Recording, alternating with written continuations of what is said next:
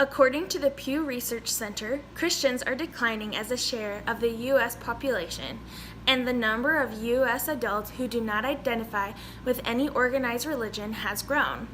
They continue, while the U.S. remains home to more Christians than any other country, the percentage of Americans identifying as Christian dropped from 78% in 2007 to 71% in 2014.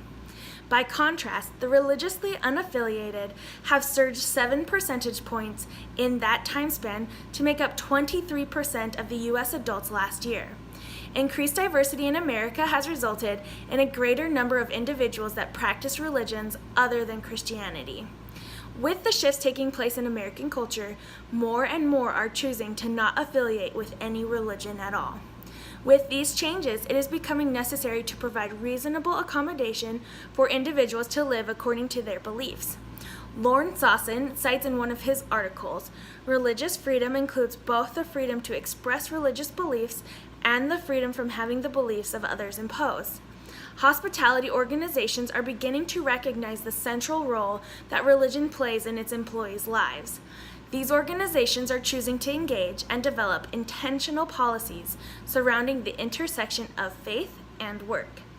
Effective companies harness positive dimensions of various traditions while avoiding conflictual aspects. They seek to create a culture of respect, diversity, inclusion, and tolerance. A company that implements these ideas have less lawsuits and greater employee satisfaction.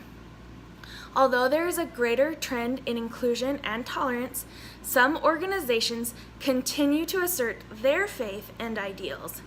These companies aren't necessarily breaking any laws by applying their beliefs to their leadership tactics, but it doesn't mean it is ethical.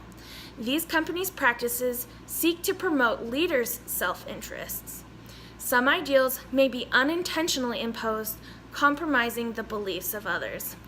The consequence-based theory of altruism states that actions are moral if their primary purpose is to promote the best interests of others.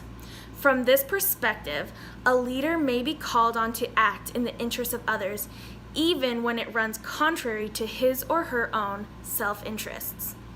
This theory supports our conclusion that it is unethical for hospitality organizations to assert their faith in the workplace. Instead, it supports that leaders have an ethical duty to promote what is best for all, even if it is contrary to their beliefs.